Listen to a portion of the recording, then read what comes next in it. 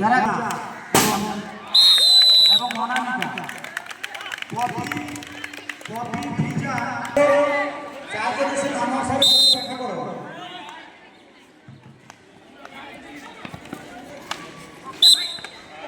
তোমরা যারা আজকে রাতে খেলতে যাবে তোমরা আমাদের প্রোগ্রাম শেষে দেখা করে যাবে, কেউ বাড়ি চলে যাবে না।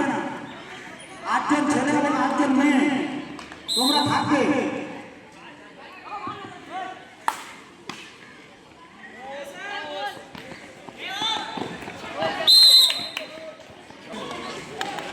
ভিডিও দর্শকের ওম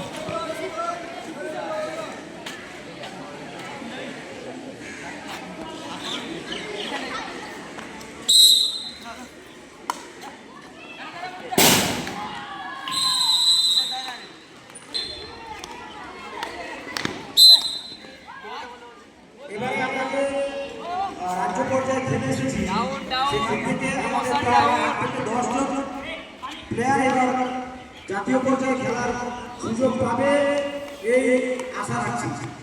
মোটামুটি নিজেও সিলেক্টর হিসাবে ছিলাম, আমি ছেলেদেরকে আমরা শুধু দেখেছি, ছেলেরা প্রায় 7-8 জন থাকবে বেঙ্গল টিমে।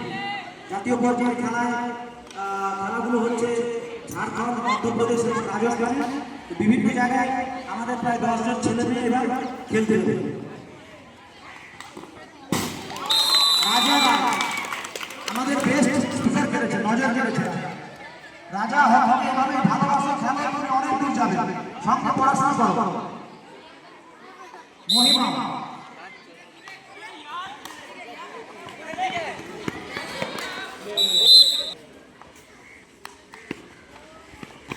অভিজিৎ এদিকে মঞ্চ চলে এসেছে, সাইড থেকে গোটাটা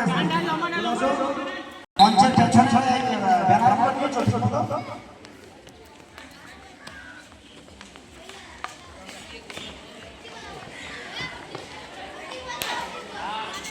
এবারে রাজ্য হকিতে উত্তরবঙ্গের টিমগুলো খুব ভালো পারফরমেন্স করেছে, অথচ উত্তরবঙ্গে একটাও অ্যাস্ট্রোটার মাঠ নেই। অ্যাস্ট্রোটার যত মাঠ হকি খেলার মাঠ সব কলকাতা এবং হাওড়া জেলা।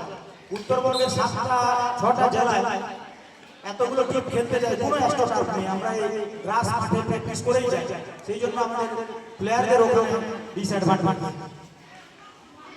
আমরা চেষ্টা চালাচ্ছি, দেখি যদি আমরা একটা ছোট মাঠও তৈরি করতে পারি। রেজা সাহেব আছেন এখানে, ম্যানেজিং কমিটির সদস্য এবং রাজনৈতিক ব্যক্তিত্ব, ওনার কাছে অনুরোধ রাখবো এমএলএ এমপি বা ওনাদের যারা রাজনৈতিক শীর্ষ নেতৃত্ব আছে ওনাদের কাছে অনুরোধ করে যদি ওনারা আমাদের ছোট মাঠ